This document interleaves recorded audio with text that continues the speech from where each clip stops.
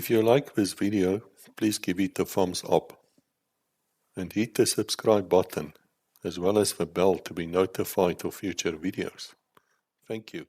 Hello Internet, we are back and I must tell you I'm excited to be back again. It's the second time we're doing this video. This fellow here on the other side, he cost me a laptop. Yeah, the beast. You know, I had this wonderful laptop Rebecca gave me for my birthday. 64 gigs of RAM, 17.3-inch screen.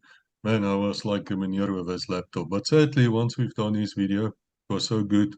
It burnt out, I think, something in the laptop. Now it's gone. I'll never get it back. No problem. You're forgiven, mate. I'm glad you're back, Hein. Without any jokes, let me introduce you to Hein Crocker. He was a policeman. He was second in command of the Railway Police Special Task Force. Something of a legend there. And today he's also a voorsitter of their old boys club, something like that. And now I'm going to introduce him and ask him, Hein, where do you come from? How did you end up in the South African Railway Police? Yes, I must tell you, Koos, I come from a very poor family. We were 12 kids, and my mom and dad got divorced when I was, I think, 5 years old. And she was the only breadwinner in the house. And when I turned 16, and the first quarter in Standard 9, my mom said, no, you have to go and work. You have to support the family. That was just how it works those days. And I didn't know where to go. And they said, no, but you can go to the Railway Police. They take people from 16 years up. And I then went to in Cape Town to the headquarters there. And I still remember when I arrived there, the waiting area for applicants was quite full, and I had nowhere to sit. And the one guy said, "But you can sit on the table. You know, it's fine." And the guy that does the employment came and he says, "But what the hell are you doing on the table?" I said, "No, well, there's no place to sit." He says, "Well, if you want to come and join the police with this attitude, sitting on a table, you can just as well go home." And I thought, there goes my opportunity. I obviously apologized and I said, "Sorry, I didn't mean to, to do this." And then, yes, I went for the interview, and I think two weeks later, they let me know that they've approved the application, and I can start as a recruit constable. And I was quite fortunate. I worked at, I think I started at Cape Town Station, and I went to Cape Town Harbour, and I went to the old DF Milan airport, now called Cape Town International. So yes, I had quite a nice experience. And because I was 16, I could only go to the college when I turned 18. So I was almost a recruit for a year and I think 6 or 7 months. And they called me the hoof, or the main recruit, because I used to lecture all the new recruits that came in. I knew some of the legislation off my head, and I could train the other recruits. And in 1979, I went to the college, the last semester in 79, and I was still not 18. And only when I went to Jan Smuts Airport, then turned 18, and I could be appointed as a constable in the South African Railway Police. So that was the starting point. And then I worked as a normal uniform police officer. But I studied quite hard, and I told you that when we had our first meeting, what was quite nice, and one normally don't realize it when you look back at history, but before I turned 18, I already passed my sergeant exams that I wrote through the Technikon. But I had to wait till I'm 18 to be an acting sergeant, and I could only be appointed as a full sergeant when you turn 20. And by the time that I turned 20, I've already passed my warrant officer's exam, and I had to wait another year or two. I can't remember the time frames. But to cut the long story short, and I obviously wrote my national diploma in police science to become an officer. And I think at the age of 26, I was appointed as a lieutenant. But then already with the South African Railway Police Task Force. So the actual starting point was in 1980 when they obviously set out a notification for people that wants to join the task force and go for selection at Esalen Park. And I was part of the very first group that went for selection. And it was something that the worst. I never thought I was going to make it, but there was a bit of fuss right there. And I still recall the last day of the selection process was a 25-kilometer with kit and stuff that you had to run. And Flip Skitter, who was then the second in command of the task force, ran alongside me, and he kept on telling me I must stop. I'm not going to make it. And he wanted me to, not wanted me to fail, but obviously wants to see what the character is all about. But eventually I got through that, and luckily, and I injured both my heels from jumping off a building from one part of the building to another. But luckily there was, I think, a month period before we actually went for training. And yes, I then obviously did the basic task force training. But those years we weren't a permanent unit. So we went to the base twice a week, and the rest of the time we had to obviously work as normal policemen at the airport. I think in 82 or early 83, we then became permanent.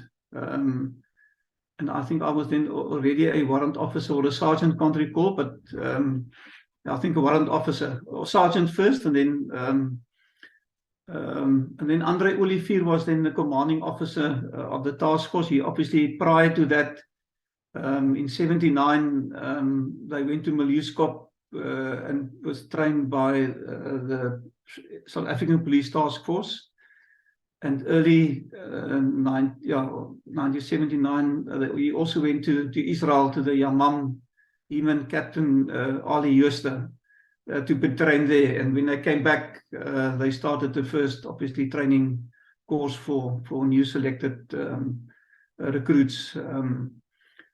So yeah, we were then under his control, under his command at Esalen, and we had I can recall, our first base was a house near Esalen Park, but that was on the premises. And we later moved to Kempton Park Station, where there was proper premises for us to work from. And obviously we could use the Railway Police College for any training and shooting range and stuff like that. So that's how I got initially into the Railway Police, and then obviously joined the task force. And since 83, we were a permanent unit. And obviously in 1986 came the amalgamation of the two forces. And I'm sure I can talk about this a bit later. But that is how I initially got involved and became an operator at the task force. Can I ask you, Hein, of all the special forces or special operation, it depends on how you look at it. Units in South Africa, the Railway Police Special Task Force stands out. It's the most secret. Almost nobody knows about it. And we hear such a lot of stories, such a lot of nonsense. It is really good for me to speak to you people, and I thank you. And of course, I invite everybody who was involved. Please come and tell us. But what was the failure rate on the selection to join the Railway Police Special Task Force? Yeah, I think the initial groups, if my memory, I think we were about 30 odd that applied for the selection.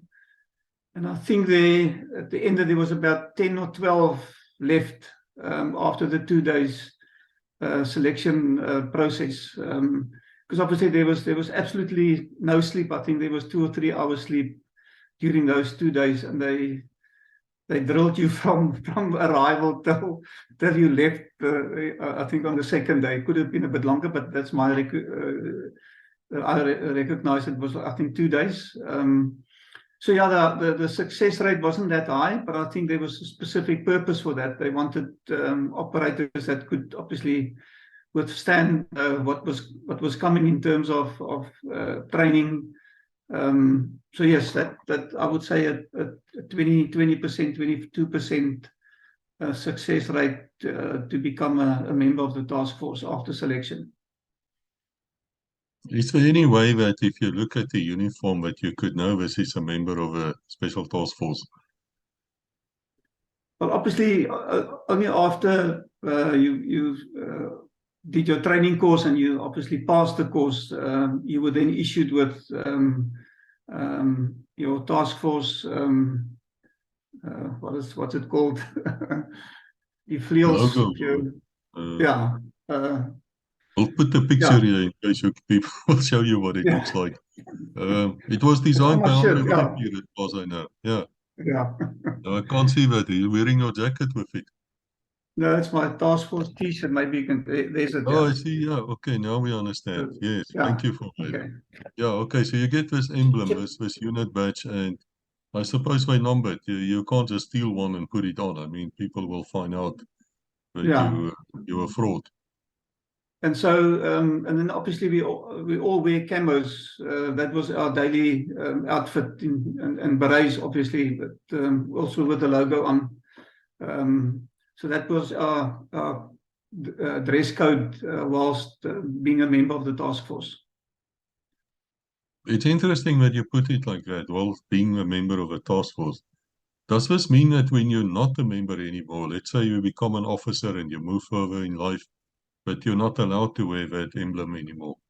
Yeah, I'm not sure if there was any restrictions. I'm quite sure that some of the guys that left that became officers later, and some of them did wear their logo on their official uniforms. So I don't, that it was never taken away from them. There was always the recognition that they were part of the Railway Police Task Force, and they left because of other opportunities, not because they were not seemed fit to be members of the unit anymore.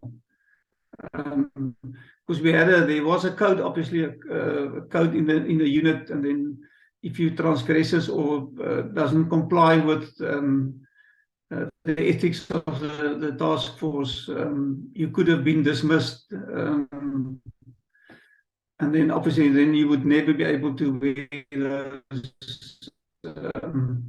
those logos or the unit outfit. I know you guys actually were very good with rope work. You were well trained to do hostage release. I mean, that was your primary function. Yeah. Yeah, I think one of our primary functions was obviously aircraft anti-hijacking, or when an aircraft is hijacked, that we were responsible to defuse the situation. So we did training at the Military Psychological Institute. We were trained as hostage negotiators. All of the task force guys, quite intensive training.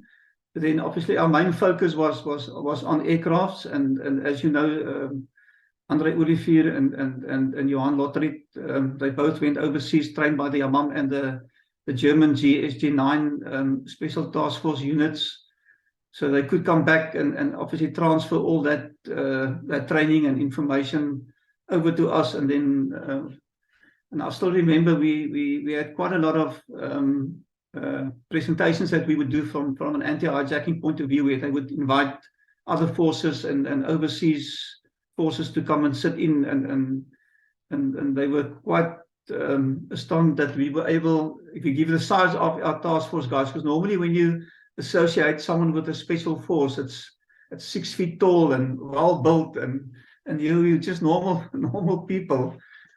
But I still recall our penetration into a 747, a team of 4, was like between 4.5 and 5.5 seconds from the time that you open the door and all 4 operators are in the aircraft.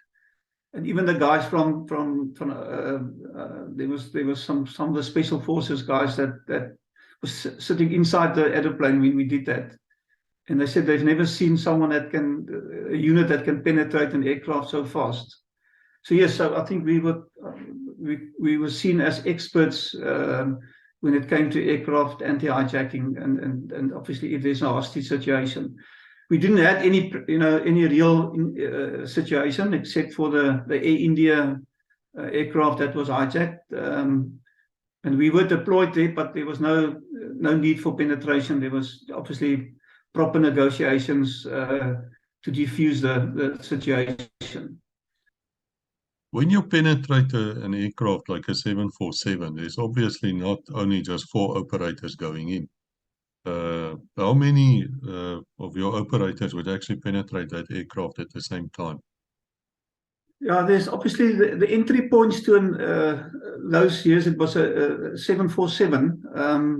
You obviously have your 10 doors, so 5 on each side. Then we also had a ladder that went up on the back of the aeroplane where they could walk on the top of so where the cockpit is, there's almost like a mandal type of, so you can enter the cockpit from there. And then at the nose wheel, there's also the opportunity to access the aeroplane through the nose wheel. So in total, you look at 40 operators in terms of the doors, and then say two at the front wheel and 2 on top of the aircraft. So in total, you look at say 44, 45 operators that can penetrate the aeroplane. But then obviously, as you penetrate, you then cover the section to the next door where the other group went in, and they cover the section after that. So you then clear the entire aeroplane and make sure that there's, you haven't seen anyone suspect sitting in the aircraft, which could be possibly a hijacker. But yeah, that was the amount of people that had to penetrate the aeroplane. That's amazing. So you have more than a platoon of trained guys inside that aircraft within 5 seconds. But now we're sweeping for the terrorists. Let's call them terrorists, the hijackers.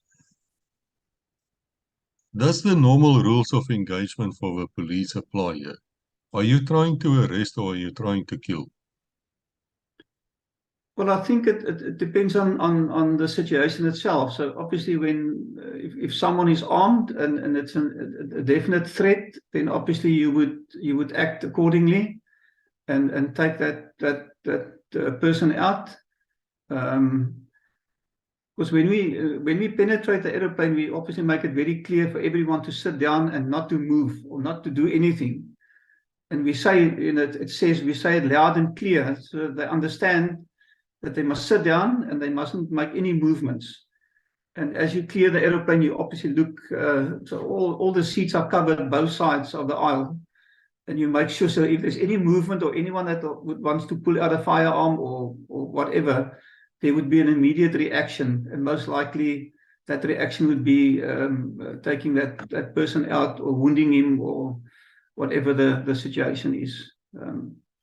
Luckily, there was never a need for that, but that would have been the ultimate if there was a genuine hijack situation. Yeah, but we need to look at context. I mean, we're talking here about the early 80s, middle 80s. There was a very serious threat against South African Airways during that time. It could have happened. It's just by the grace of God that it didn't. Yes, I mean that's the reason why they started the air marshals, where we were also part of that group that flew almost on all the South African Airways aircraft across wherever they were permitted to. Obviously, it was in apartheid years, so they couldn't land at any specific airport. But the routes that they did travel, we did service for about 4 years as anti-hijackers on South African Airways. So there was a definite threat. And I still recall one specific one so every time that you go on board and when you go as an anti-hijacker, you have a meeting with the captain, cockpit crew, and the crew of the aircraft, and you brief them on what needs to be done should there be an emergency. And then if there's any specific threat, and I remember those years there was a threat of a terrorist group that wanted to hijack an SAA aircraft en route to Athens. And we actually had photographs of the suspects, and we circulated those amongst the crew. And we made it clear to them, if they recognize anyone that looks like what they see on the, I think you recall from our last discussion. And we were on the aircraft, and every 10 or 15 minutes, one of the crew will come. But they're quite sure they saw this guy sitting in the... And then you obviously don't make a scene of it. You just take the information, and then maybe 5 or 10 minutes later, you walk down the aisle, and you look at the seat number, and you see that it's definitely not someone that the photos that you have. There's no. So they obviously everyone that was on board was a terrorist to them. But yeah, those were the types of threats that we encountered those years. But I think we were well equipped and trained to obviously deal with that. So yeah. I asked Barney van der Walt, who was an instructor at the Railway Police College, and a wonderful man. I must tell you people, if you haven't seen his videos, please go and look. I asked him a question that some people laughed about. I asked him, I said, Barney, who's in charge of a train? Because, is it the police? Is it the conductor? Is it the guy driving the train? Who's in charge of a train? And he came up with a brilliant answer. Now I'm asking you, who's in charge of that aircraft? Where does your roles stop or end as policemen?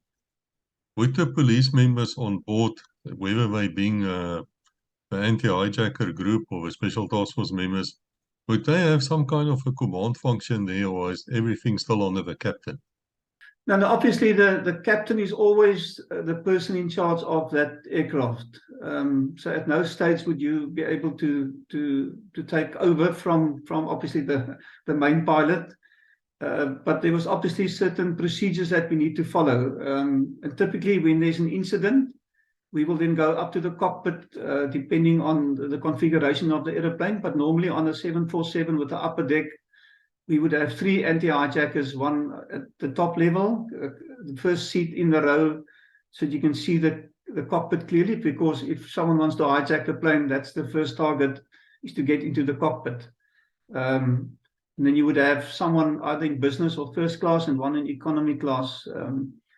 I personally had an incident, which I also discussed the last time, where I think it was about 2 o'clock in the morning when one of the crew members came to me and said, but he actually brought a lady with him that was shaking and crying. And she said that the guy next to her, she was watching the movie, and she moved the seat back next to this guy to look at to better see the screen. And when she wanted to get up, the guy said, if you move, I'm going to shoot you. And obviously she was, paranoid, and she stood up and she walked to the front, and they brought the lady to me and said, listen, this is what happened. So my first reaction was, it's most likely someone that was under the influence of alcohol. So I stood up and I walked, and I saw the guy was actually sleeping, or half asleep, but he still had a cigarette in his hand. You could smoke on the aeroplane those years. So I actually took the cigarette out of his hands, and I obviously killed the cigarette, and I went up to the cockpit and I briefed the captain, and I said, listen, this is what happened. But I'm quite sure that it's quite an old, the gentleman must have been in his late 50s.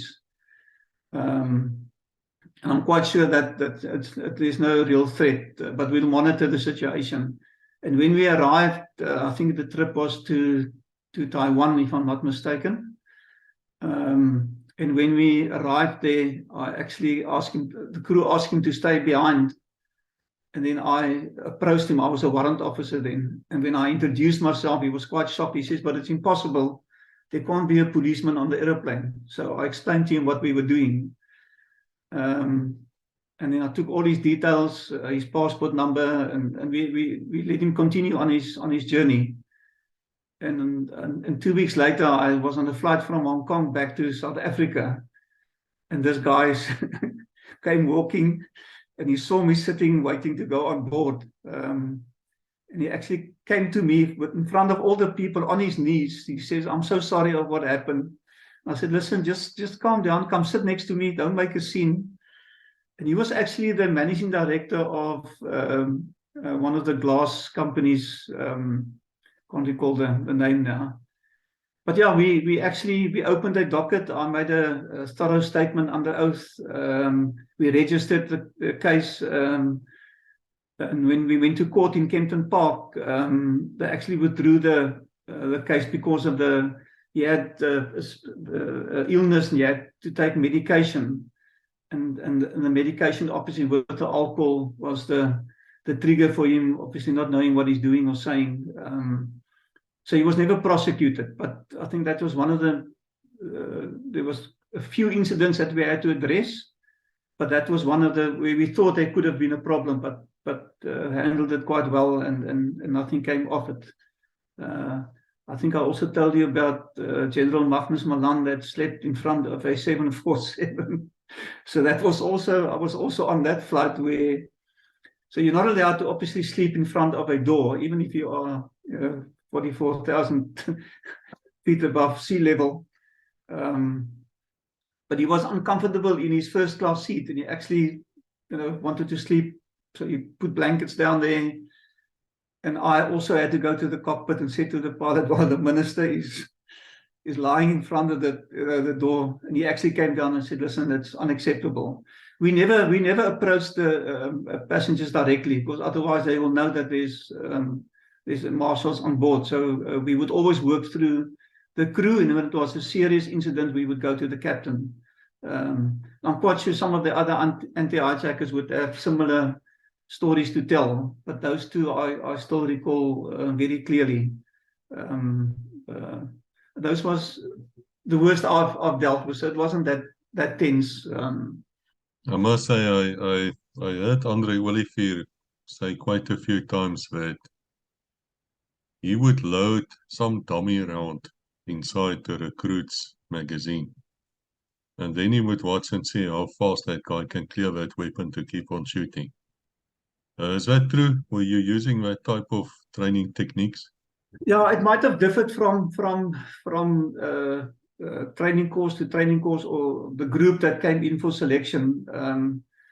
What I can recall, obviously, is that our focus was very focused on our ability to handle firearms, specifically because if you are in a confined space like an aircraft, you need to be a very good shot, otherwise there's going to be a problem. So that training was, I recall, we spent hours and hours on the shooting range, and the target was that we should be able to.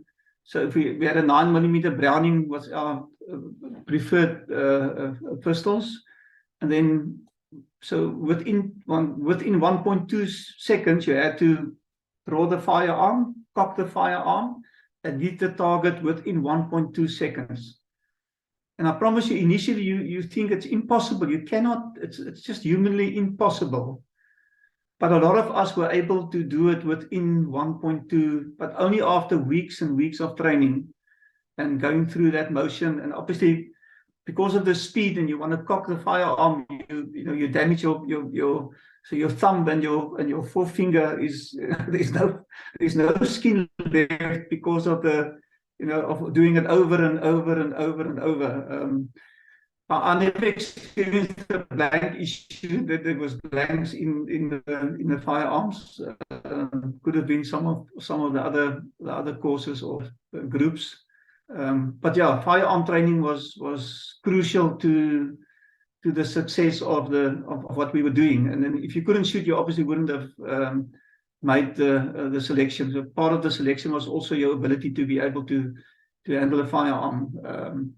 So there was quite specialized training, and we used our preferred weapons was the 9mm Browning, and then the HMK Hanka, I can't recall the Israeli weapon, and then obviously the sharpshooters, they obviously had specific training in terms of their weaponry. We were obviously not involved in that. It was a separate division. And those were not permanent task force members, so they came in for training and they were trained, and they will only be utilized when required. So a lot of them, like the ladies that was trained, they were never part of the task force, but they were available should the need arises to have them. And when we had obviously when we had training on aircraft hijackings, we would have sharpshooters at strategic points with access and clear view of the cockpit and of the doors. So they would then be involved, and that would be some of the task force members themselves and some of the external people that were trained as sharpshooters. But they will only then be utilized when those exercises were done. So you cover all the avenues to make sure that you control the situation 100%. I know that you guys can shoot very well, because SVF4E, one Recce member, one of our very first guests, he spoke about you people, as did James Kleitger, the RSM of 1 and 5 Recce. And I think James Kleitger was one of the guys who actually went with you people to Israel to get trained at one stage. Now, all of them said you were extremely good at what you were doing, very, very good shots, and very professional. Which is probably why you're so secretive, why no one ever knew you were there. And I can understand why, because if it ever came out that there were air marshals on board and you could identify these people, then there's no reason for them to be there. I mean, then their cover is blown. So would you be booked in like any other passenger, or would you go through with a crew, or were you just like a normal guy, total undercover, and get your firearm when you get on board? Yeah, no, we obviously were just as normal passengers. You would weigh in your luggage. You would obviously the briefing sessions, and that takes place in a secluded area. So obviously passengers won't see us coming out of an office and then boarding an airplane. So that's done on the side. But as soon as you check in your luggage and you get your boarding card, you obviously carry your firearm with you. You go on board as a normal passenger. You go sit in your seat and you act as a normal passenger. And only the crew is aware of your presence in the airplane. And obviously, I think I mentioned 1 or 2 discussions you have with someone sitting next to you, because obviously you're sitting in it's a 10 or 12 or 14-hour flight, and people want to know who you are and where you come from and what type of work do you do. So all of us had to have specific. I always said, because I was still young when I did my first, I think it was 19 or 20 when I did my first flight. So I just said I was a student, either a student or my dad had a business and I had to courier documents for him, or something like that. So everyone thought out their own. I remember the one guy, Martin Brits. He was quite a serious looking guy. Never smiled, he was like intimidating. And the guy next to him said, "But what do you do?" He says, "No, I work at a funeral parlor." And the guy never asked any other questions. So that was his way of telling him that no, yeah, I'm not open for discussion. But yeah, you have discussions with passengers sitting next to you. I remember the one. I think I also told you that one. We are sat in the first class, and the guy next to me said that he believes there's air marshals on board. And I said, "Well, no, I don't know. I wouldn't know that." And he says, "But if you think there is, how would you recognize them?" I said, "No, well, I don't know." And he says, "But let's play a game. Let's look at the passengers, and you tell me." And I felt a bit awkward, and I didn't know how to handle this guy. And I said, maybe this guy, maybe that guy, and we had a few chats. But when we landed, he says, "No, he just wants to congratulate me. I was quite good in trying to hide." So he was a senior executive, I think, at SAA, and he was obviously informed that there was anti-hijackers on board the airplane. But so it does happen that people will obviously ask questions. But in general, I think there was no real issues that we were exposed as and being recognized as marshals. And then when we landed overseas, we stayed in the same hotel as the crew. I'm not going to tell you about the crew parties. I think that's off air. And then we would socialize with them, and we would either go our own way and explore a new city. And it was quite nice, obviously, to be in all those different countries and be able to go and look at places. And I think I told you when we also took a general with us once what was his surname? I'll get to it later, maybe. We just recall his. He was a general, but we took him as. So what I did was some of them wanted to obviously just experience it. So he would go there as a third anti-hijacker, but not really trained. So there was no firearms and that issued. But yeah, just the experience and see what, and we took them, when we landed, we went to Frankfurt, and when we landed there, we took him to all the relevant places that we would visit, and he was quite shocked to see what it looks like in another country. Yeah, but he was so impressed with what we did, and he took photos. I can't recall how many photos. And when we came back, I think about 2 weeks later, we got a phone call to say we must come to head office to come and look at the photos. So it was quite nice to have him on board and interact with him.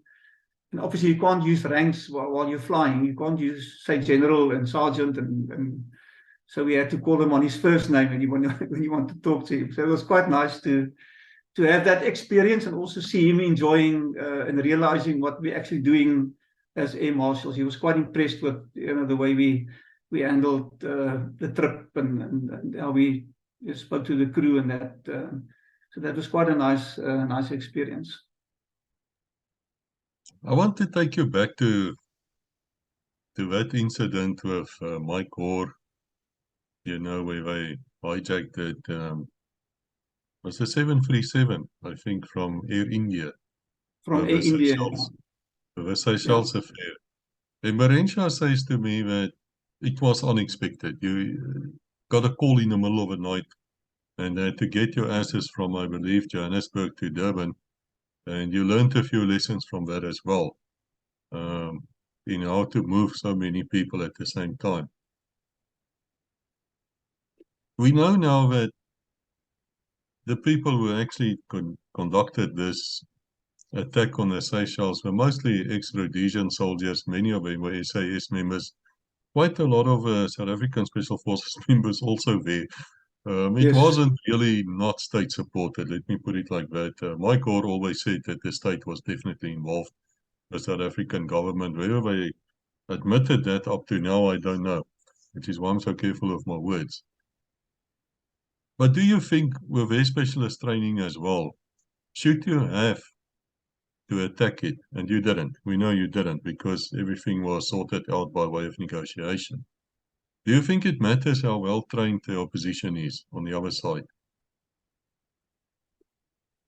Yeah, I think if I look at that specific incident, so the only means of communication those years was either landline telephone or we had pages. So I still recall our pages went off and we had to assemble in full kit.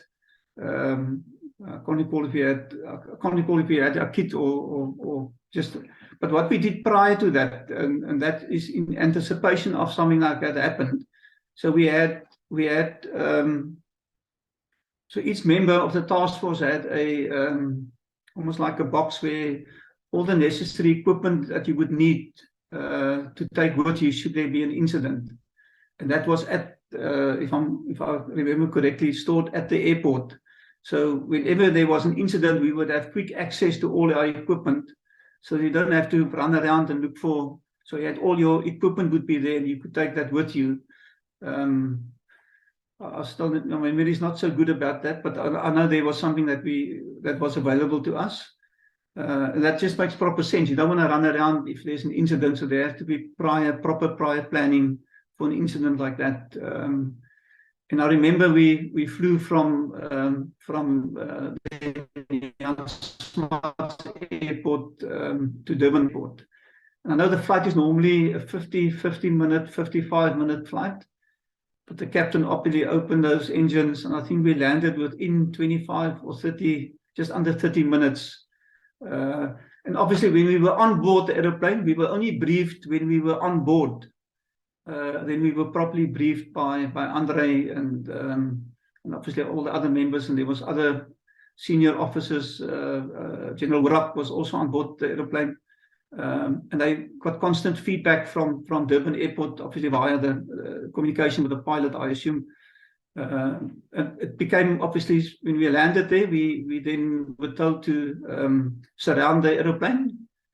So we had our full kit on, helmets, communication, firearms, but there was ongoing negotiations, people going up to the aeroplane, coming off again and talking, and we could see people standing in the inside of the door that was open. And the message came through that it was actually ex-Special Forces members.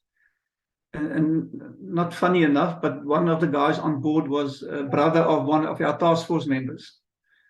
That was quite interesting.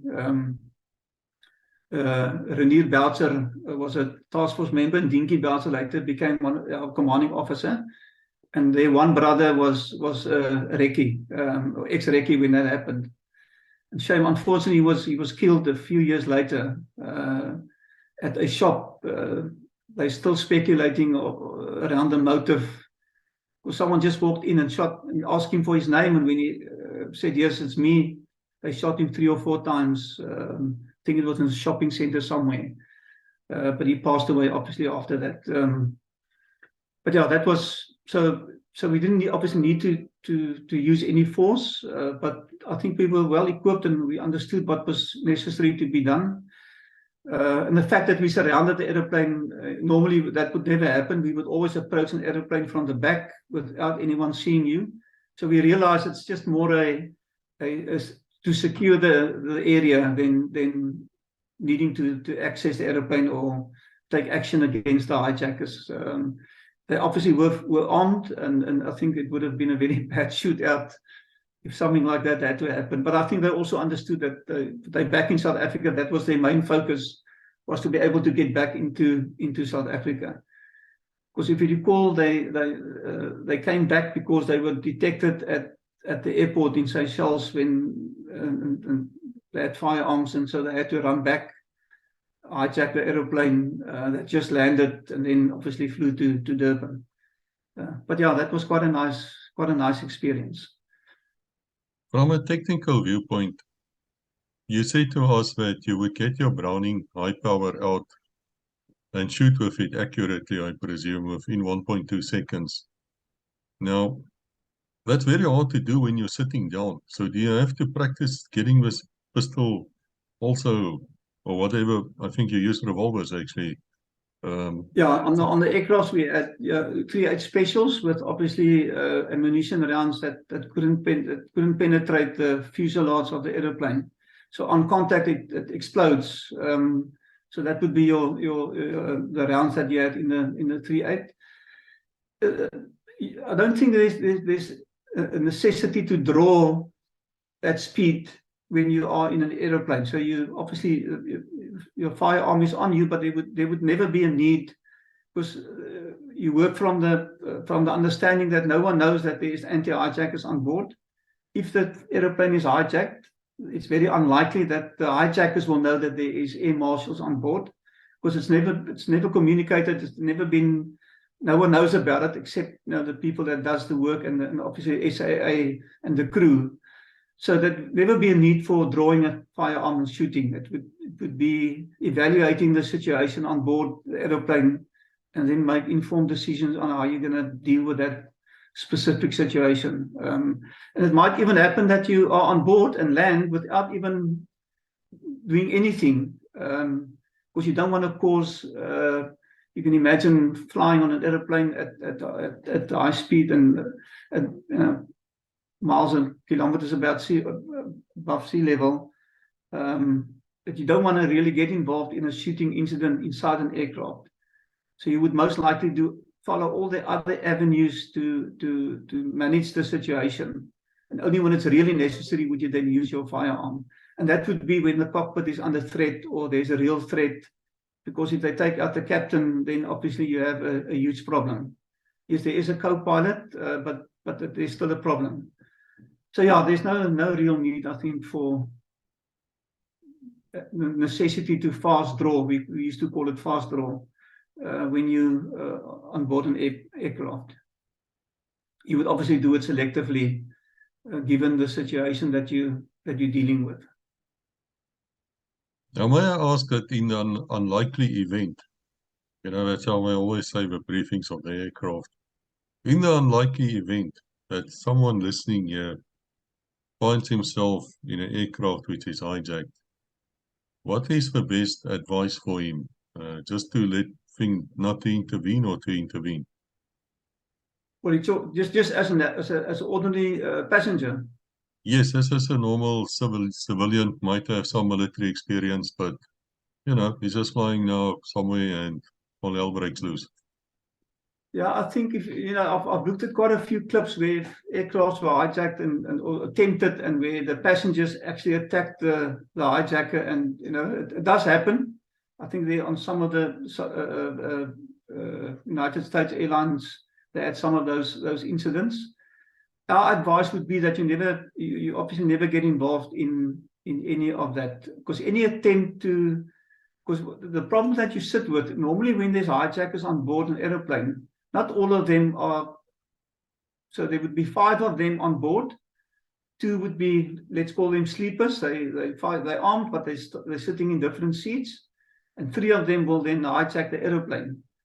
And the other 2 are there for backup. So should something happen, then they can obviously act. And I think you want to prevent a shootout on the inside of an aeroplane, because the firearms that they might have with them could have bullets that would penetrate the fuselage of the aeroplane. So it could obviously be catastrophic in terms of that.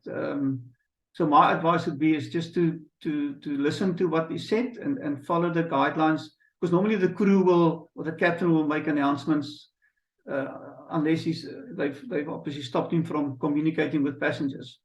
But normally that you would just sit and follow the instructions, and the recommendation would be never to get involved and try to disarm someone, because it might just escalate the problem, and you might have many more people dying, so yeah, that would be the recommendation.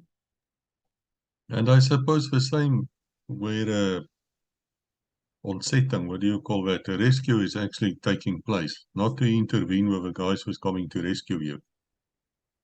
No, obviously not. Like I've said earlier, and when we enter the aeroplane, you say clearly to hard and loud, please sit down and don't move. So don't move your arms or your legs or anything, so that we can clear the aeroplane. And if there is hijackers on board, obviously get them out. And yeah, and I think that's crucial. You should never try to be brave and think you can assist or make a difference. Rather just follow the instructions from law enforcement or from the cockpit crew. Okay, thanks. But Hein, you people were also experts in releasing hostages from trains and buses, and even boats, I suppose. Anything where the railway were you people could do, buildings as well. Yeah, obviously our areas of responsibility was obviously trains, aircraft, buses that belong to the railways, buildings, ships. I think we had a discussion the previous time around. I think we were the first unit that did. I must just correct, it wasn't fast roping. I remember I said it. I just asked again to the other guys that was part of that exercise. It was normal abseiling from a chopper onto the deck. But I still recall, because the sea levels obviously has different levels. So when the swell goes up, the boat comes. So you obviously had to control your movement and slow down at certain times, not just to make sure that you have a proper landing on the deck.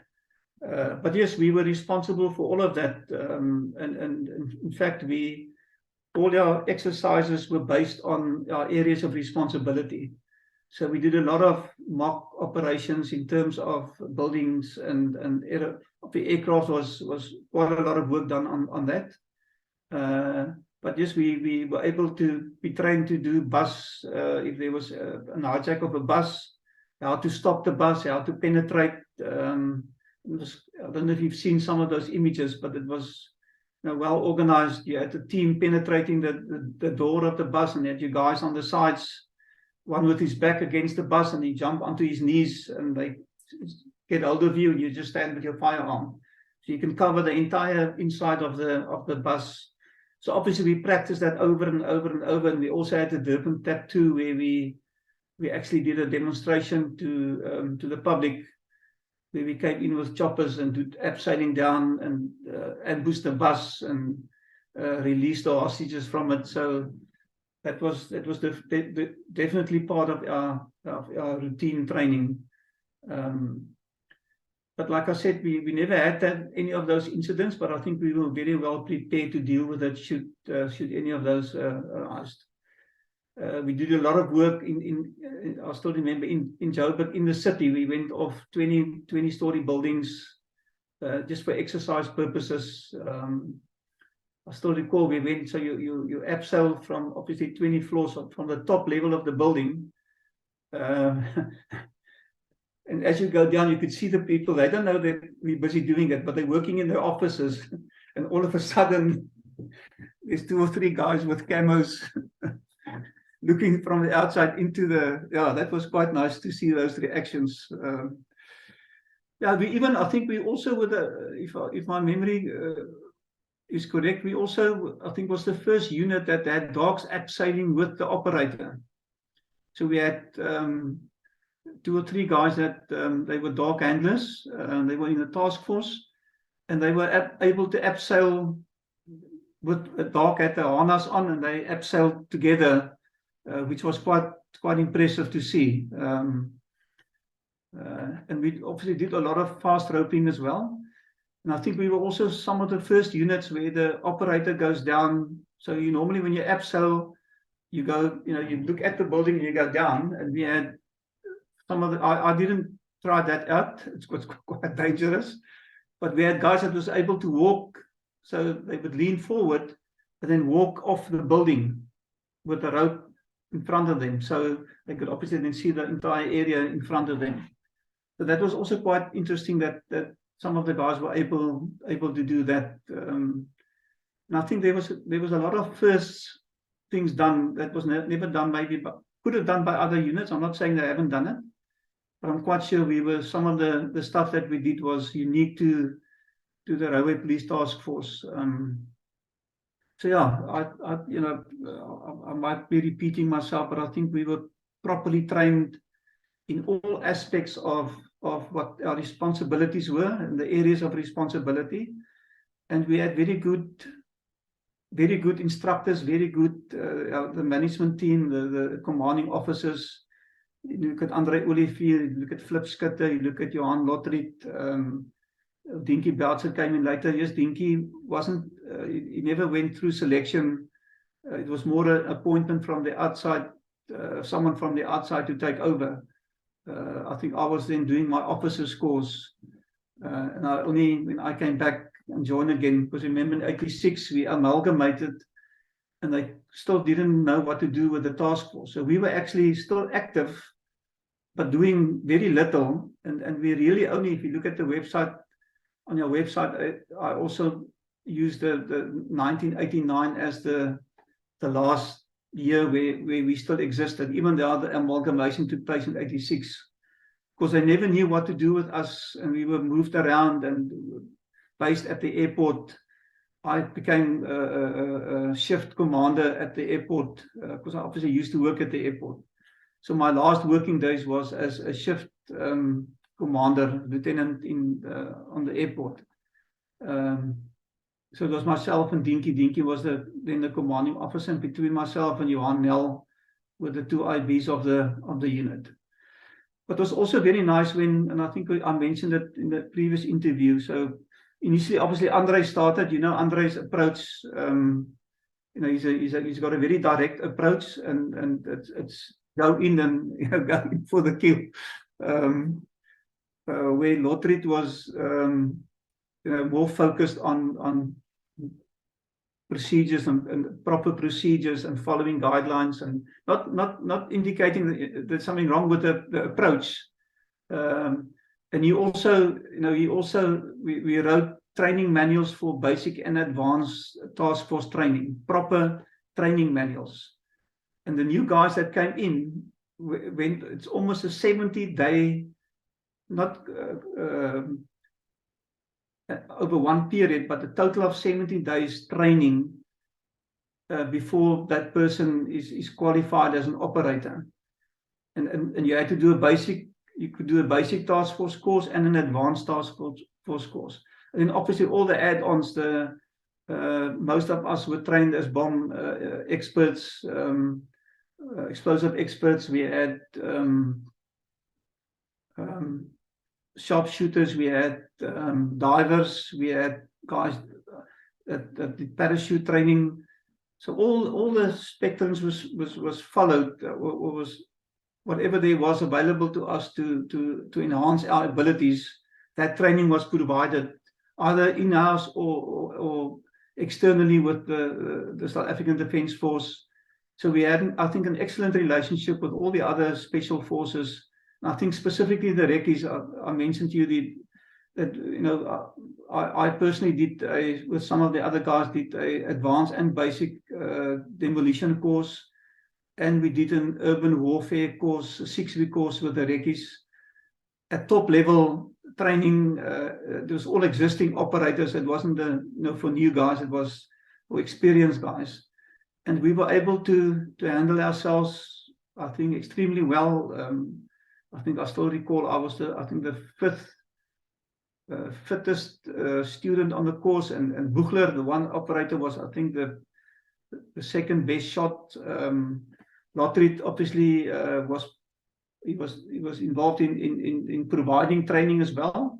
So he had a lot of input in the training course, but he was also being trained in terms of urban warfare. So that was quite nice to see the way how they operate from a military point of view. And obviously most of their operations was cross-border, so they would go in for the maximum and go in for the kill, where we are restricted by law on South Africa's soil that you can obviously only operate within the parameters of the law. And just to see how they operate and how we do things, and how different it is, but eventually we all have the same goal or the same focus, and that is to diffuse a hostage situation, or to clear a building, or to whatever whatever the need is. And I think we like I said, we were able to do those courses and pass them. It was tough, but that doesn't make us special. It's just you get specialized training, and you have the capability. And I think not just the capability, but your head must also be ready, right, for this type of training. And we were able to cope with that quite easily, and come back and use that training to enhance our abilities, and to transfer knowledge to other people that joined the task force. So yes, I've always said I was fortunate to be there from a constable to a lieutenant, from start to finish.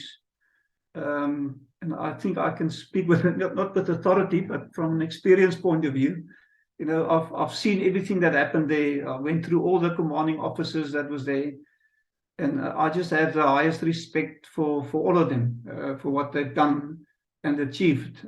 And even today, the fact that we can communicate with each other, we have a yearly reunion, there's an association, there's active memberships, and all of those makes it special. We don't live in the past, but we treasure the past, and we're grateful and humble that we were able to do what we did. And I've always said, even with the last reunion, that I'm a businessman, and I run a company, and I have people that work for me. I had successful businesses, but I did it, and I always say I give recognition to my upbringing, but most importantly, what I've learned as a member of the task force, the discipline and the structured approach on how to deal with things. That is what I applied in my business as well. And so I've learned a lot from that, taking that type of training, which is military or police related, into a business setup. And I firmly believe when you're disciplined and you work structurally, you will make a success of everything that you tackle. so we don't live, a lot of guys still live in the past, they still want to be seen as operators and that, and we're comfortable with that. We have a few guys at the reunion time that makes the reunion special in terms of that. But yeah, it's just nice to be able to have to take in those skills and transfer those skills into business, and maybe transfer to someone else that follows that same attitude or approach to business. And I think that's why Andre is a successful businessman. If you look at Johan Lotriet, he's doing exceptionally well. I mean, he's highly trained. He worked at National Intelligence Agency. Was a senior manager there. We're proud to say that we have those caliber of people and what they were able to achieve in their private life. And it's nice to obviously talk about it and have discussions around it. Yeah, I think if I can summarize it, we were properly trained and I think properly equipped, and we did quite well for what we were supposed to do during those years. So yeah, we will always keep it alive, I think. Yeah, we're going to talk about, can I use the word demise of a railway special task force? We'll get to that. I just need to ask you something. I know when you trained with the recce in Durban, there was an incident where you were under the city in tunnels. Yes. Can you just tell us again about that, please? Yeah, so what happened was obviously the training course was obviously based on the experiences in terms of urban warfare. So all the operations cross-border, the training was all about going cross-border and penetrating targets that's been identified. And then obviously when you do that, you obviously do proper reconnaissance, and they would look at means and ways to get to a specific area inside a town cross-border. And one of the avenues that they would follow is to look at underground tunnels, either stormwater tunnels or even sewage tunnels, to go into a manhole and be able to get close to the city where you can get close to the target. So part of that training was included in the urban warfare course. And we then had to go into manholes close to the racecourse in Durban and properly organized. So one thing that we saw there, that they were extremely well organized. Everything was planned to the T in that training course. It was not a rush thing. There was people, selected to do certain things for us. It was unbelievable to see the level of professionalism they have in terms of their training. But yeah, we were in full kit, so as if there was an incident, so we would go into the manholes and then we would have helmets on with lights, because it's obviously pitch dark in those tunnels. And at one stage, so they already had a plan, and so we followed the plan, and they would give commands as we walked. And we then really suddenly realized that the water levels were rising. And when we came to one specific point, so the map indicated that we had to go straight, but you could see that the wall, it was cemented, but you could see it was quite recently, and the only way to turn was right. And so the whole group turned right, and then the water level started rising rapidly. So what we realized later on is that we were actually walking towards the harbor, and it was a high tide coming in, and the water was pushing obviously into the tunnels. And it became so hectic that at one level, at one stage, we had to get rid of our kit. So we threw off our kit. I took off all my clothes, and there was a lot of people screaming and shouting. It's the first time I've heard people panicking. And one of the guys from Five Recce, Portuguese, ex-Portuguese guy, was the guy that drowned. So we only found that obviously afterwards. But I think I told you that I thought I was also not going to make it, because it became dead still, and I was floating, and there was a very small space between my head and the top the top roof or the wall. And I actually thought it was time to go. That was just your whole life place, in front of you. And just all of a sudden, I just heard someone, I heard water, and I screamed, and it was I can't recall his name. He was from an ex-Rhodesian soldier. He was a sergeant major at the Reckies, a very well-known guy, but I can't recall his name now. And he actually grabbed me by the shoulder, and he pulled me up, but I never knew where I was. So what happened was, as we were moving back, there was levels, like steps you could go up, and I was about 5 or 10 meters away from the steps, but I didn't know that. And he already had someone unconscious with him that he had to, and he had me on the one shoulder and like took us up the steps, and then we could stand up.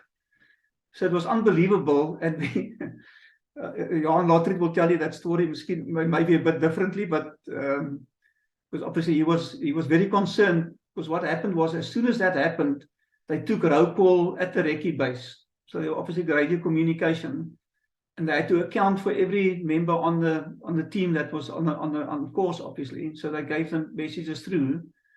But because we were from the railway police, they never thought to. So in Durban, there was a manhole in the city center, and we came out of that manhole. Like, imagine now, in daylight, the manhole opens and here guys come out with just their underpants on. So they were waiting for us, obviously, and they picked us up, and they never gave my name through to head office to say, listen, Hein Crocker has been accounted for. And Lotrick thought that I must have passed away or drowned, because they've said no. They've given, so everyone has been reported as being there, except for the guy that obviously drowned. And I still recall when we stopped at the recce base at one recce, and I got out of the truck, he actually ran to me and grabbed me to say, because he didn't know what he was going to say to my wife, that Hein didn't make it. So, but yeah, it's just a miracle, I think. So that was quite a hectic experience to encounter that. And there was obviously a proper debriefing afterwards. And funny enough, we just carried on with the course. And obviously there was recognition for the guy that passed away. And funny enough, they actually have a 5 to 10% rate for any course that you attend, that there is a possibility of a 5% or 10% that will not make it because of the level of training. So, and funny enough, there was nothing big in the newspapers. There was only a small little piece in the Durban newspaper, I think the Daily News. And they didn't even mention it was a recce. They just said a member of the South African Defence Force has drowned during routine training, just a small little notification. And that's how they dealt, that's how they dealt with this. I mean, we were surrounded by operators at actual operations done cross-border. Part of the training was, at one stage, I think they went to Mozambique, where they attacked a ANC base, where I think I told you that one as well, where they had to climb up a 5-story building. And we actually, part of our training was to do this similar to what they've done.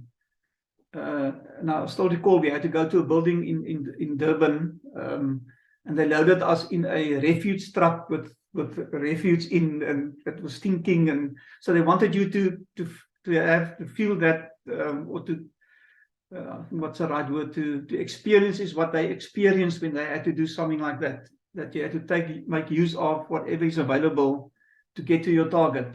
So that whole incident was replayed and part of our training, and it was quite nice to see how that's done, and how the penetration, we did the penetration, and obviously it's all with one purpose, is to take out the enemy, obviously, or the terrorist, or whatever you want to call it. I recall that one guy that was on course, he was climbing up the pipe at the 5-story building in Mozambique. And I think at the 4th level, there was someone 2 o'clock in the morning at the urinal, busy relieving himself. And he says he looks into his eyes. And afterwards, they realized that if you're on the 4th floor of a building, looking out, you're not expecting anyone standing there or looking from the outside in. They obviously were camouflaged, but still, he looked the guy in the eyes, but the guy never recognized him. And they obviously went on top of the building and they used the demolition, what they call it, but it's a certain shape that you put the explosives in. And they obviously opened the roof of the top building and then went inside and then obviously did their thing. And they took a lot of equipment and hard drives and those years they still used the floppies and stuff. So, but it was quite nice to experience and they make it as real as possible. You feel like you're part of an actual operation. And I think that's what makes the training so exciting, is that it's almost like you're busy doing one of those real exercises. So that was quite nice. And I think another experience I had, I mentioned it, but I thought it was also going to be the end of my course, is where they used a net. So they were testing to extract operators cross border. So they would have a chopper and a net attached to the chopper, and then they would go through the area. And so to extract them, they would then simply just run and grab onto the net, and then they will pull them out. So that would save time for them to land and then let them climb in and then go up again. So just to speed up the process. And we were testing that net. So they put it between 2 buildings, and it's about 2-3 floors of to climb up the net, and then but also kit on. So I climbed up. Now when I went over the net to get off, I just lost power in both my hands, and I fell to the ground on my side. Lotrick will confirm that when you have a session with him. But they all thought I was like, it's a 2-story fall, that there was something, I'm not going to make it. But I had no bones, nothing was broken. I was just bruised very badly, and they took me to a local, the Navy had a military base there at the Durban harbour, and they had a medical facility there. And they took me there for x-rays, and so no, it's fine, you can go carry on with your course the next day.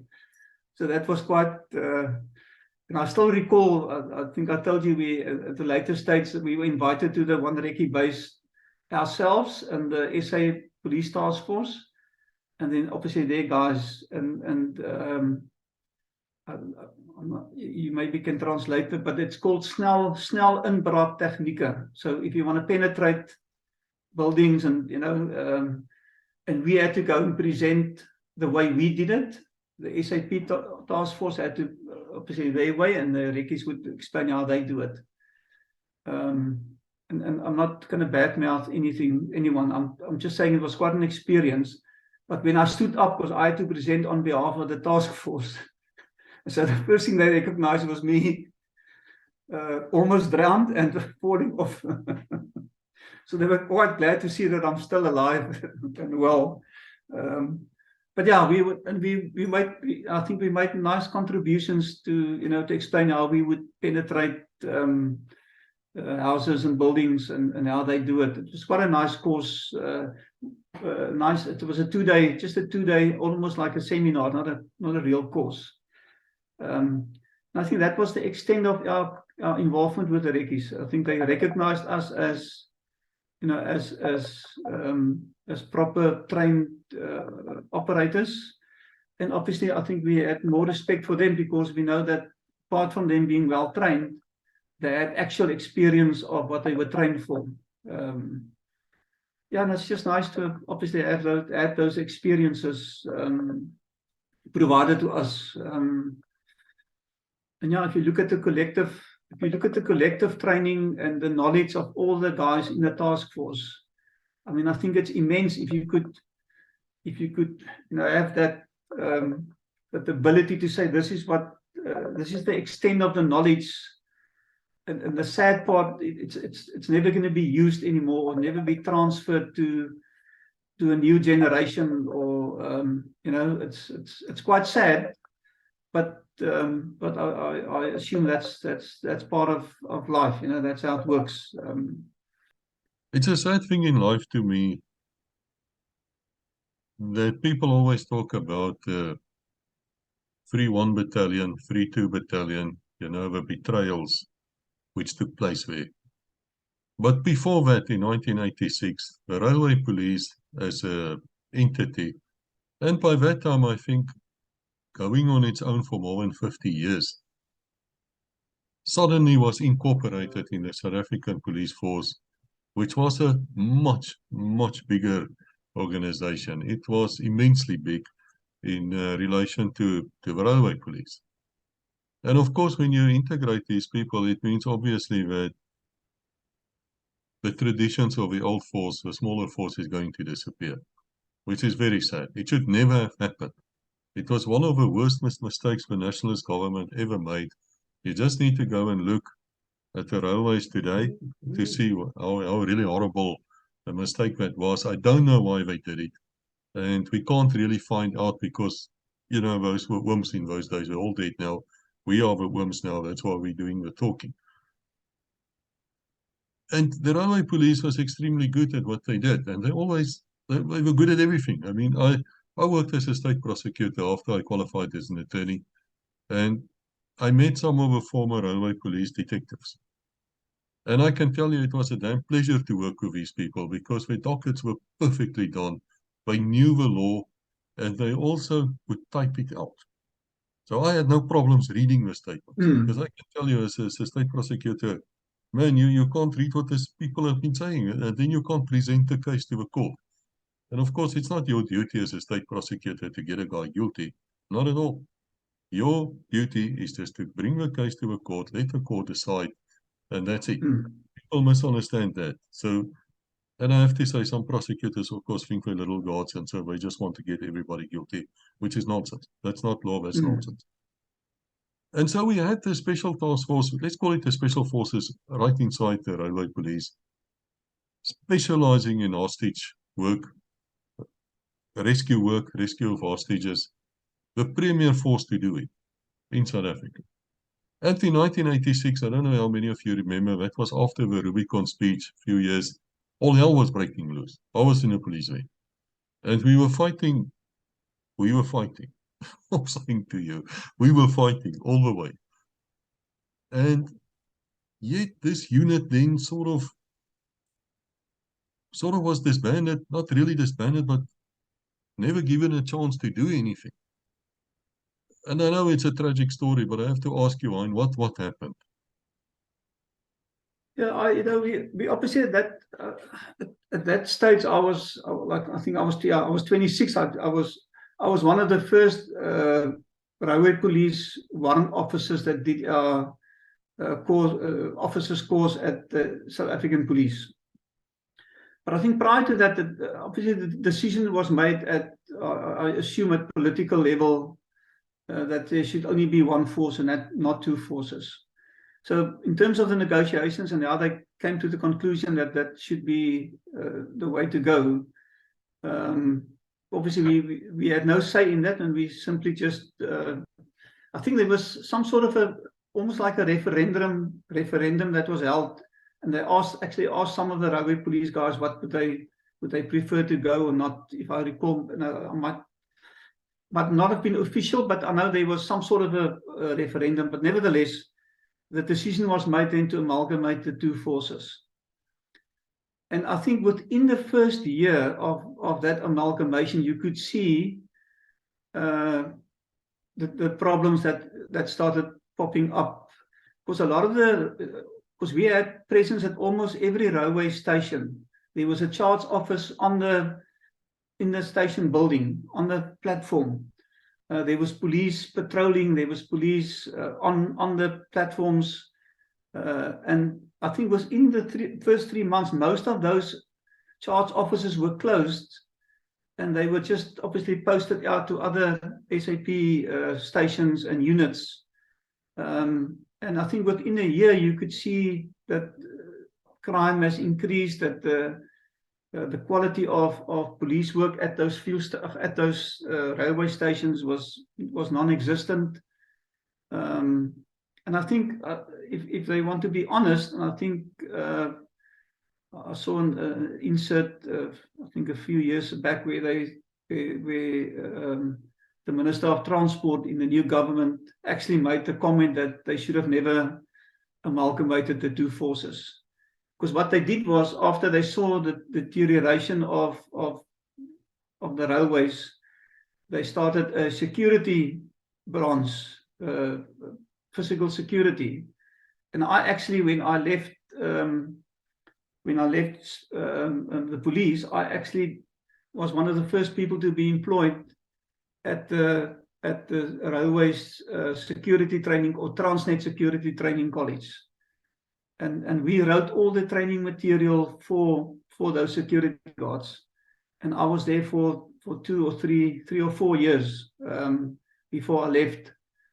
So they had to replace the police that was there initially, had to be replaced by security officers at, I think, a very high expense for the government.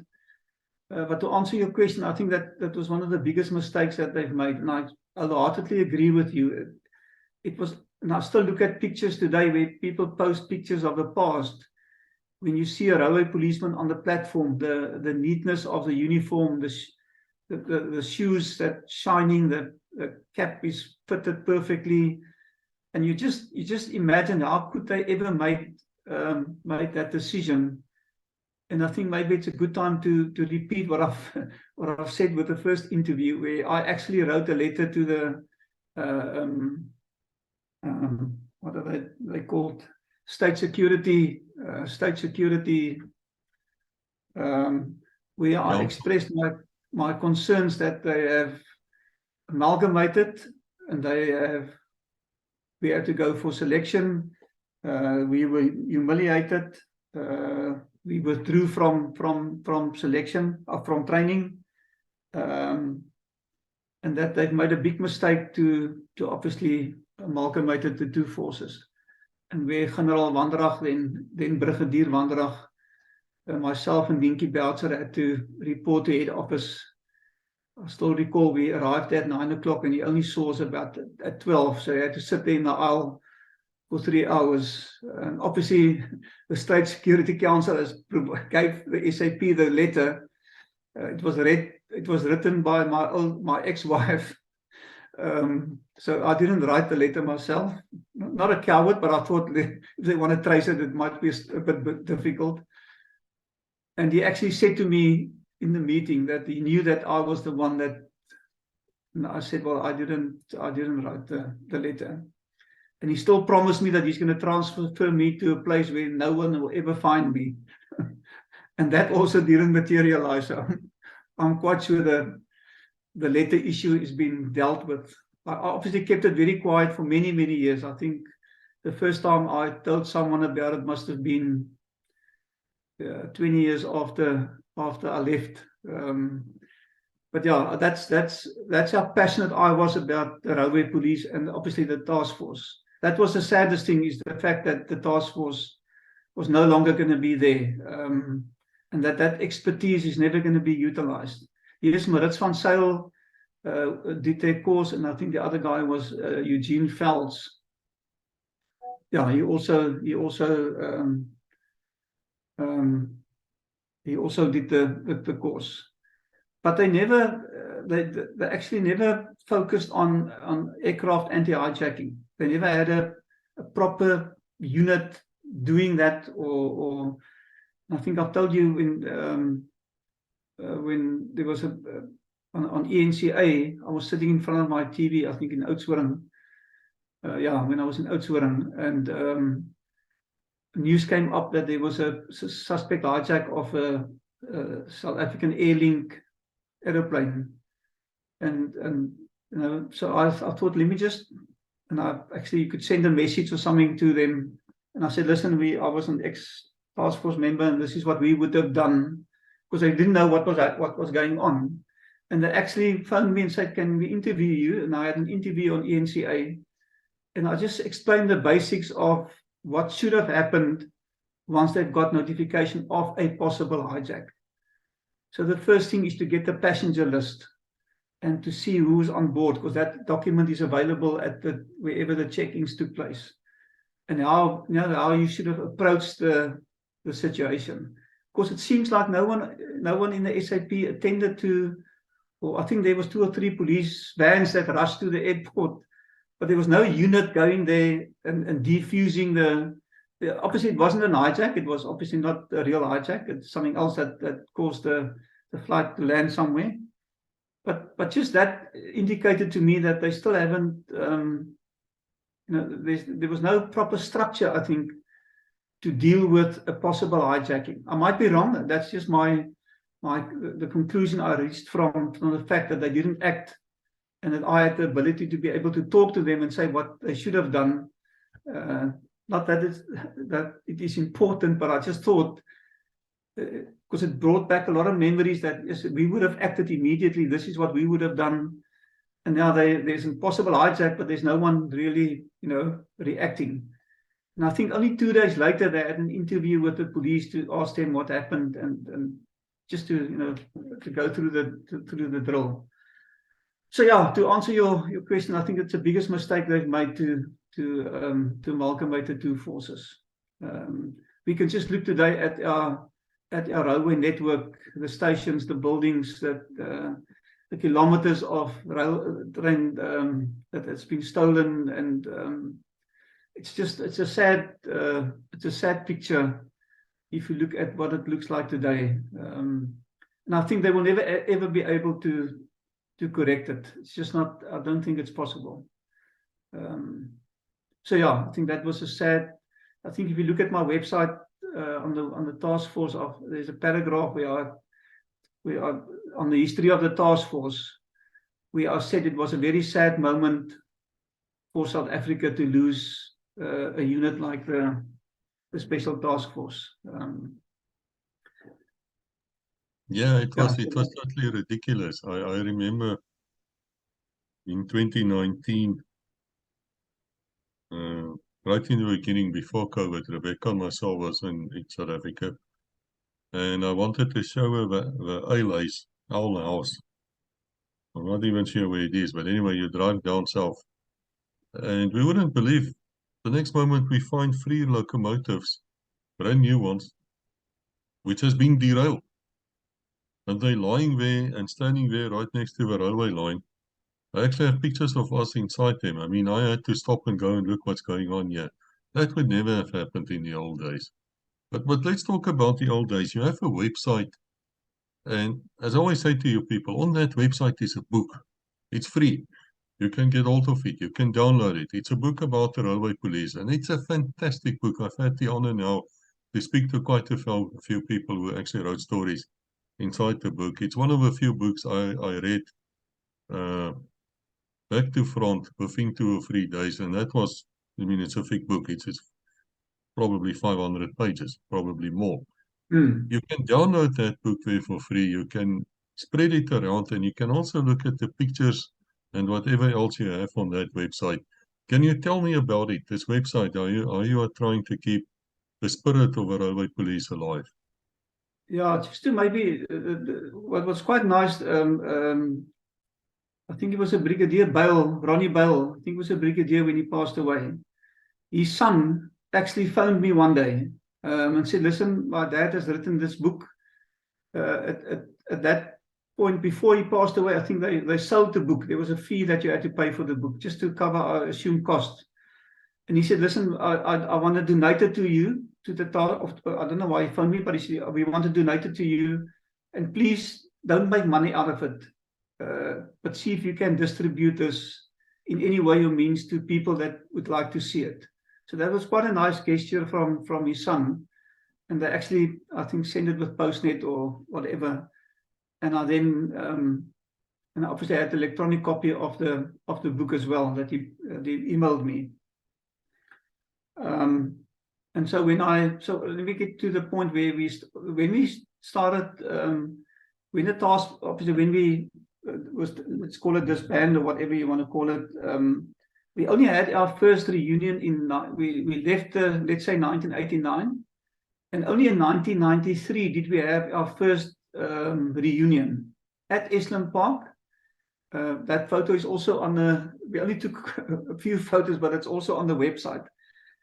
I then realized that we need to do something different, and we never that was the reunion, and we never had a reunion after that. And I just had to call it a brainwave or something. And I said, listen, why don't we start an association, and we start connecting with each other, because a lot of we were still friends. We still had a lot of friends, but close friends, and 2 or 3 of my closest friends are ex-task force guys. And I phoned Andre and I said, listen, this is what I want to do. And he says, I think it's a brilliant idea. Let's do it. And we then started the association. I think we had, I'll have to check, I can't recall the first reunion, but let's say in just after, in 2010, if I'm not mistaken, 2010 or 2011, regardless. And I thought, how can I share this information with everyone? So, and I'm not a trained website developer. I bought a package, off-the-shelf package, drop and drag, but I think it came out quite well. And I then started building that website. And I actually had to look at it before our interview. And I think if you look at that, it's quite informative. It tells you the entire history of the Railway Police Task Force. In fact, with a lot of debate and a lot of pros and cons and some reacting negative, some positive, because no one knew that there was actually a previous task force, more rural orientated, or bos gevecht orientated type of thing, which was, and they were also regarded as a special forces unit of the Railway Police. But when we started the task force, there was obviously a gap between them and then us, and no one wanted to recognize them. But Johan Lotriet, and he will be able to talk with authority on that subject. He was one of the instructors at that, called him that task force, and I think they started in 1975 or 76. I can't recall the exact date. But nevertheless, I then made a decision to include them as part of the history of the task force. I got a bit of critical comments initially, but later on everyone realized that was the right thing to do. So the history from the task force from, I think, 75 up till 89, and everyone says to me, Hein, why do you put the date 89 if you've amalgamated in 86? And I say it's because we were still there. We were still there. They didn't know what to do with us. We were still operating, not really operating, but we were still there. We were still part of the old railway police type of scenario. And then when we started, so I started with the history, and Johan Lotriet gave input, Andre Olivier gave input, Flip gave input, and I was able to collect quite a lot of photos of all the ex-commanding officers and members of the task force. And I gradually built it up and up and up. And so with every reunion that we have, we post all the pictures, or most of the pictures that was taken, official pictures. And so if you look at the website now, there's a wall of remembrance of all the people that has passed away with their names on. There's a list of all the members of the task force, and where we have photos of those members, they posted there on the website. And I think it's quite informative. It gives you the entire history of the task force, what training we did, what specialized training was done, where did we do it. So I think it's a nice piece of information. I'll come to the book now, but it's a nice piece of information for someone that wants to know about what the Railway Police was about and the task force was about. So I think we've succeeded in the ability to transfer that knowledge or the information so that people can see it online. But I then also thought it would be a good idea to take that book that Ronnie Bell's son, I can't recall his name now, gave to me, and we uploaded it. And correctly, as you say, it's free of charge. You can simply just download it. I must say I've got quite a lot of comments back from people that has downloaded it. I don't know if There's a WhatsApp group now as well, SA Railway Police WhatsApp group. Are you aware of that group? You must maybe just check, and maybe a lot of guys from that now lives overseas. I'll send you the link to that, and it's actually quite nice. So, and quite a lot of guys that's overseas now are also members of the group, and it's actually managed by a guy in Scotland, Frans Bedford Visser. Might also be a guy that you would want to talk to. He lives in London now for many years now, but he started he's still fully bilingual, and he started the WhatsApp group, and it's quite nice to also interact on that level. And obviously the task force also has a association, also has a WhatsApp group. And the fact that we have a lot of people say, why do you have annual reunions? We say, because we are 60 plus. We might not be there for the next reunion. So we're going to stick to the annual reunions. Yeah, and I think there's, to come back to your question again, that information is there. Just go and read it, and there's more than sufficient information to know what the Railway Police was all about, or the task force was all about. And that book that Ronnie wrote was actually done in a very nice. If you look at there's a lot of comedy in there. There's a lot of staaltjies, as the Afrikaners will say. It's quite nice to read all those, and a lot of stuff that we didn't know about is in that book. And that's actually, I think it's an excellent piece of work done by him. And I'm sure there's quite a lot of ex-railway policemen that has downloaded and read the book. Yeah, it's a fantastic book. I really read it. I really enjoyed it.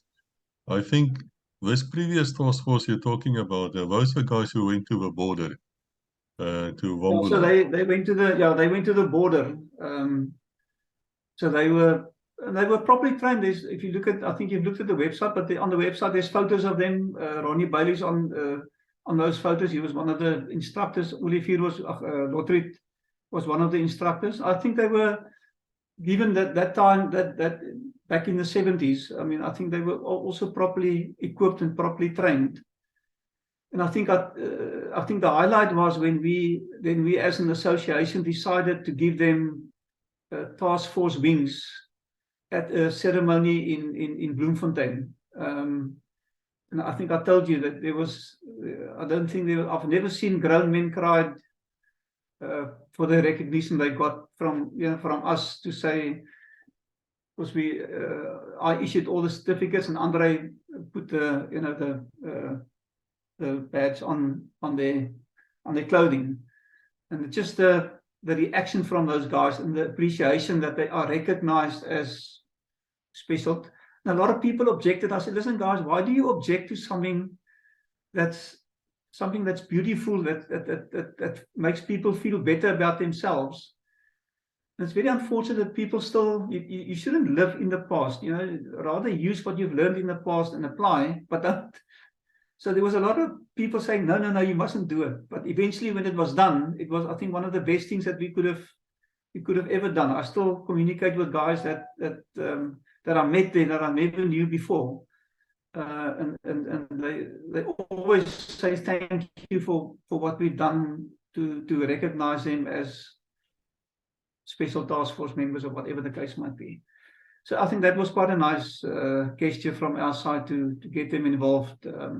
And some of them are now members of the association. Because on the forms that we send out, you can either be an ex-task force member, or railway police, or even private now. So we want private people that want to join are almost most welcome to do that.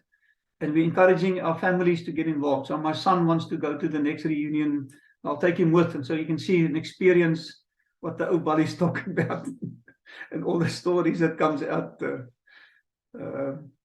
So yeah, that's quite interesting. I remember in the book of Brigadier Roddy, he did mention that they were doing escort duties, and then they got called back to the base, and there was waiting Constant Viljoen.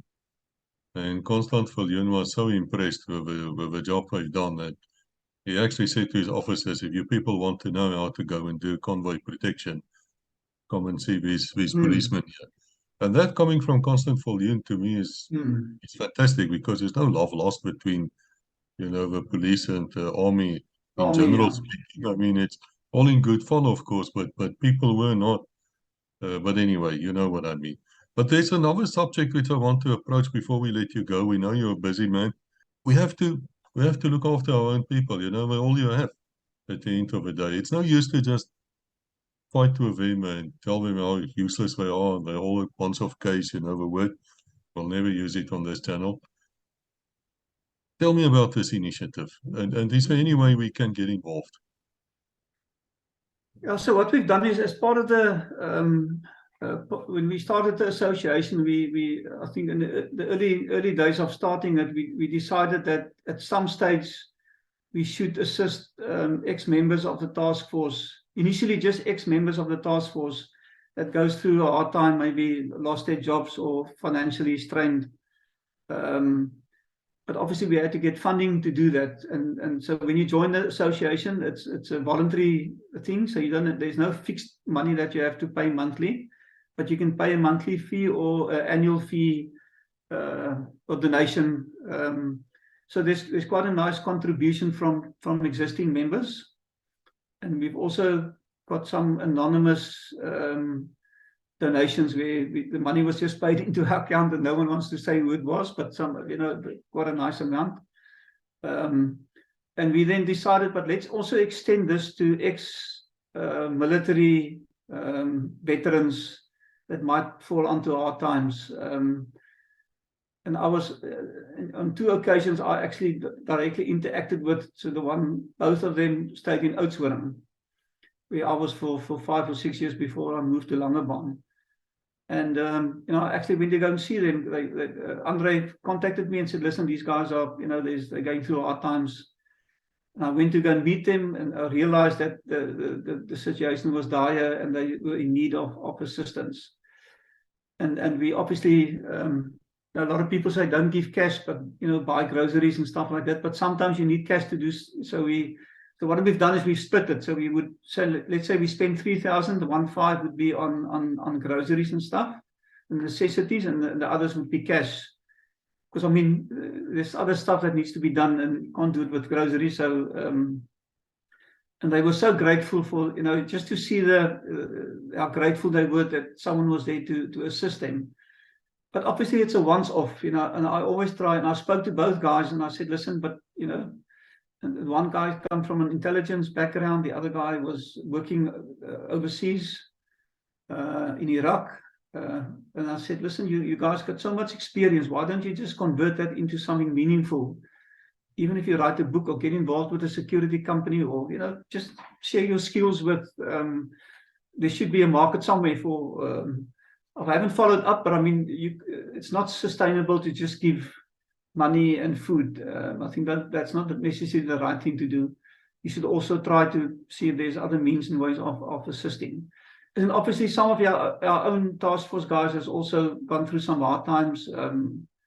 We had a guy that, you know, phones and says, listen, they're going to put me out of my house, my wife and my kids. I urgently need the following even.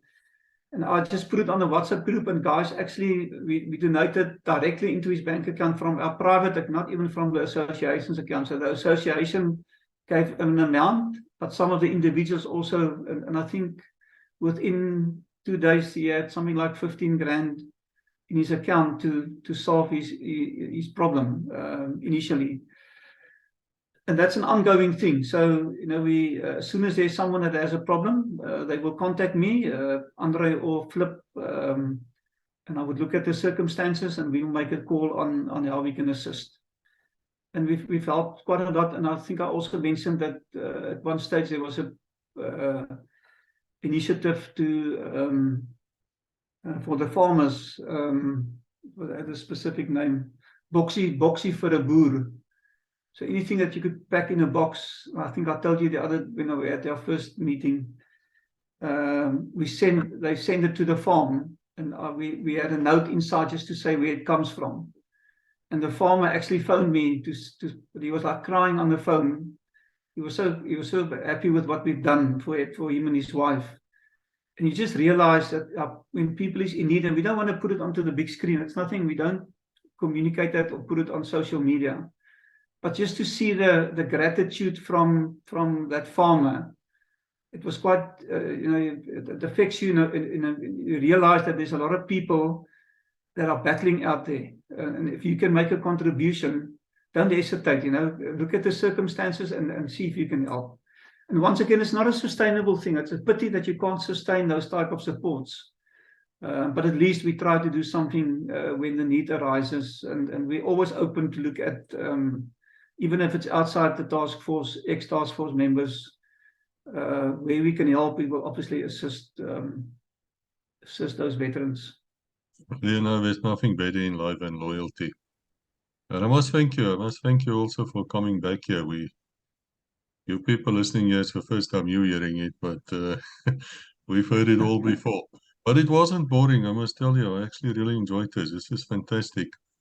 And I want to thank you again. I want to thank all the men of the railway police and the women, everybody who was involved.